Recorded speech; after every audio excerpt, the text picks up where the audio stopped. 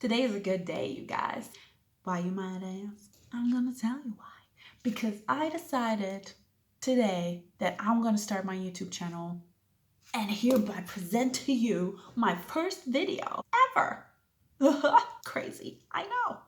You might be asking, why should we care? I'm gonna tell you why you should care. I'm gonna be talking about a bunch of different topics, and one or two might interest you. That's why you should care. I can also talk about stuff that you request. I have 0 followers at this point, so it will take some time, but we'll see. Okay, so this first video is gonna be about growing up biracial in a monoracial neighborhood. It's nothing new that biracial people face some difficulties growing up in a neighborhood or community that is predominantly one race. Nothing new. And why do I want to talk about this? For one, I just like sharing. Sharing what I know, sharing what I experience, and also learn new things on the way. Furthermore, what a word. I just want to share how we as biracial peeps can come out of difficult situations and conflicts stronger and more resilient. Sometimes these situations can be really annoying and frustrating, so it's important to set the mind to learn from it rather than being dragged down by it. My mom's calling me. 1 second. I'm just gonna ignore the bell. I don't care. I don't have any time to waste. So before we get deeper into this whole topic of being biracial, I want to introduce you to a really, really good book, Raising Multiracial Children, Tools for Nurturing Identity in a Racialized World by Farzana Nayani. I really hope I pronounced her name right because she's a really dope lady and I don't want her to hate me. Really good book. Read it. It's not just for parents, it's for educators, teachers, everyone really who has to deal with youth. This book is just really great because it gives tools for building a strong multiracial identity and it puts things into perspective and it explains contemporary issues, and she also offers solutions to certain issues and ways to build more acceptance towards differences. In general, we all need to be more accepting and more inviting to what's different. Yeah, different is dope. Who wants to be like everyone else? Me as a child, haha, but no, not anymore. Let's start off with explaining, what does biracial even mean? I'm gonna explain it and demonstrate it to you right now. So, you have a daddy from one race. Take me as an example. Hola, yo soy dominicano. And then you have a mommy from a different race. And then you have these two lovebirds making a baby. And then that's you, biracial, belonging to 2 different races and cultures. First reference to the book. I really liked when the author wrote that if you talk about yourself, you shouldn't say, I'm half this, half that, because it gives you a sense of not being complete, not being whole, and that can make you insecure and make you feel like you don't belong anywhere and it's just not nice. Instead, she says that you should say, I am, in my case, Dominican and Austrian. Not half-half, I'm both, which makes you feel more whole and you're like, yes, I got the best of both worlds. So yeah, first reference. And now you understand what biracial means. Numero uno of the things that I want to talk about today is having to justify that you're from the country that you're living in. Happened to all of us, I'm sure. So, where are you from? I'm from Austria. Really? You're from Austria? You don't look like an Austrian girl. I was born in Germany. You don't look like a German either. Where are you really from? Like your roots. I see where this is going. My dad's from Dominican Republic, if that's what you want to know. So Dominican Republic, huh? Where is that exactly? These moments are referred to as ouch moments because hell yeah, they hurt. You grew up thinking you're like a part of this that surrounds you. You're part of the culture, you're part of the society, the community. And then you have people telling you you're not? Huh? It's sometimes really hard to handle these moments that you shouldn't have to justify to anyone and feel obligated to explain them your whole entire family, having to work so hard to convince someone that you're actually from that country, you know? Like, I'm also not going up to someone and say like, hey, where are you from? Your ears don't look Austrian. Number two, objectification, over sexualization, and exotification. If we're objectifying someone, it means take away the stuff that makes them human: personality, their character, their abilities, their needs, their emotions, the way they think. And if we only see what's on the surface, if we reduce a person to only their looks and yeah, basically that. This happened to me a lot with my hair.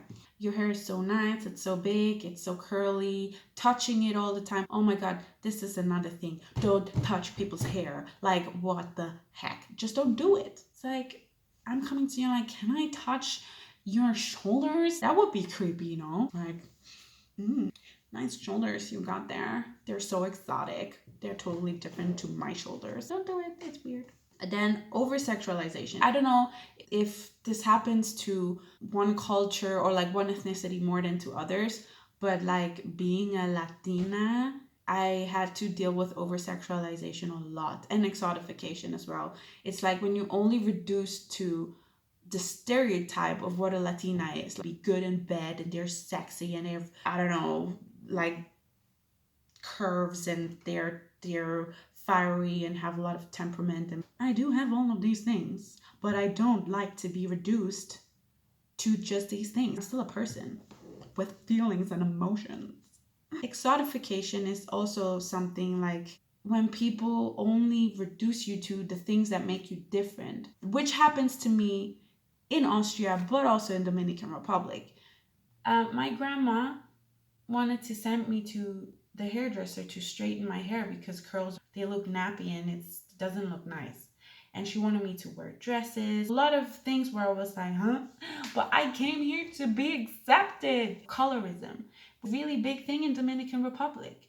Like, people bleach their skin, people straighten their hair, do everything to kind of deny their African heritage, which is really sad. And this is also where it leads right to the microaggression thing. Most of these things they make you feel awkward and weird and make you feel different, but not in a good way. So how to deal with these things? What I started doing was when people said like, oh my god, like the nicest thing about you is your hair. And I was like, I am not just my looks, I am also my brains. Like, I don't need my hair to be a person that is worth appreciating. Yeah. And then being a good mix.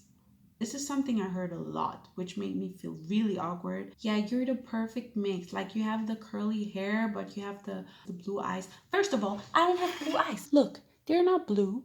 They're like green, gray, blue. Okay? Being a good mix, what does that mean? It basically implicates if my skin would be a little bit darker, then my mix wouldn't be as good. Or if I would have turned out with brown eyes, my mix wouldn't be as exotic or whatever. Which is something so stupid because, first of all, it downgrades other people that turned out differently, and again reduces that person only to what's on the outside. Story time. In a public bathroom, wash my hands like a good person, and then there was this old lady. She was literally staring. I was like, can I help you? Are you like a mixed child? Oh god, here we go. It's happening again. Yeah, my mother is from here, from Austria. I was raised here. And my dad is from Dominican Republic. Ooh, that's so interesting because your hair is really curly, but your skin is almost normal. Almost normal? What does that even mean? Okay, let's collect the information that we have here. This lady wanted to give me a compliment for my hair or my looks or whatever, but ended up basically insulting me because her normal is white. We think we in 2020 these things don't happen anymore, especially with older generations. It's really hard to change their ways. But I couldn't let myself get out of this situation without making her aware of the fact that she just said something really stupid. And I was like, almost normal. Okay. Dark skin is also normal. Maybe you should change your normal. Of course, I get it. What you see the most around you is normal. But in the age of 2020, you see people of all the colors of the rainbow, and you should realize that there is no normal, that different is normal. Versatility and different cultures, traditions, and skin colors, and hair types, and body types, sexual orientations. We should embrace that as normal.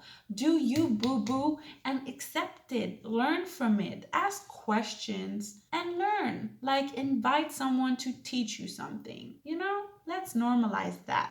Please. The last point that I want to talk about is being confused about your own identity. In this book, the author explains it also scientifically.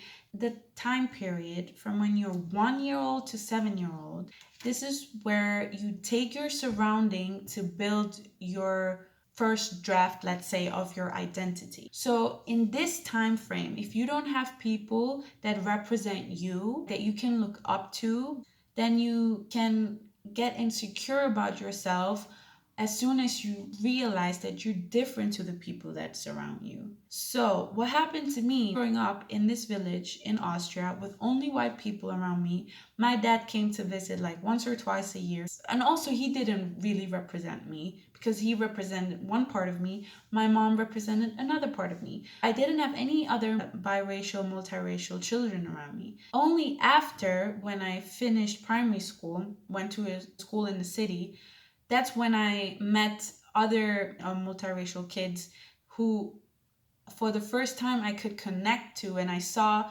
a connection that I didn't have with anyone else before. But by that time, it was already a little bit too late, and patterns constructed themselves in my head, and I started to hate my hair. I started to hate my nose, my lips, my body shape, everything that made me different to what I saw around me, which was skinny white girl with straight blonde hair and blue eyes. And I was like, looking in the mirror like, what went wrong with me? Which is sad, and it can be prevented if you introduce your child to people or cultures or communities that represent your child, where they see, oh, I'm not the only one who looks and feels and is like this. Yeah, I later on compensated with having really, really multiracial group of friends from everywhere. I have African friends, Caribbean friends, American friends, Asian friends. I think I subconsciously compensated for my early childhood. And yeah, that's how I rebuilt my identity. And I also traveled to Dominican Republic to kind of rediscover my roots that really helped me accept the way I am and where do I have it from and stuff like that. If you have the possibility to explore your roots, ask your parents questions. I know sometimes they don't like to talk, but have these conversations. It is so helpful to build your personality and identity, and also accept that you might find out things that you don't like, and then you can also learn from that. So what is the takeaway from this? Number one, I would say the importance of building your identity, and that you have to do the work. Ask friends that you know that are kind of going through the same things or in the same situations. Really look for a community that represents you, and have conversations, ask questions, and also accept that your identity can change over time. Identity is something fluid. It grows with you. So just accept that you identify as something now, but maybe in 1 year you find out more things about yourself and your identity changes. Another takeaway is to recognize the responsibility of making people aware of racism and microaggressions. Like, it happens too often that we experience something like that and we don't say anything to make the person who said something hurtful or weird, to make that person not feel awkward or put the person on the spot or whatever, but you can find ways to still let that person know, hey, what you just did made me feel uncomfortable. Don't accuse them of stuff, because most of the time it's like not intentional and they're just not aware of it. But still address it. Like, it can change a person, especially over a period of time. You can really make a difference. So don't accept stuff happening to you. Address it. Don't stay silent about these things. Let me tell you something. We, as in multiracial and biracial population of this earth, are the fastest growing group of people in the world. This is a big thing. At some point in the near future, we will most likely be the new norm, which is pretty cool. So we should normalize learning from different cultures and being interested in what's different instead of being scared of it, because fear can do so much damage. Like, all that shit that's happening in the world happens because people are scared. People are afraid of what they don't know. So if we collectively, slowly, bit by bit, change our mindset to embracing the unknown and embracing what we don't know or what is different to us, we can learn so much.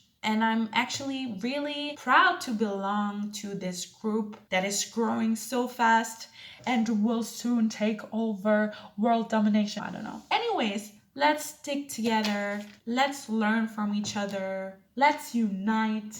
Some of the most beautiful things happen out of necessity. Imagine what can happen if you all just work together and support each other, learn from each other. Everyone has something to share. Everyone has a story. Listen. See you next time. I'm Ainy. Thanks for watching.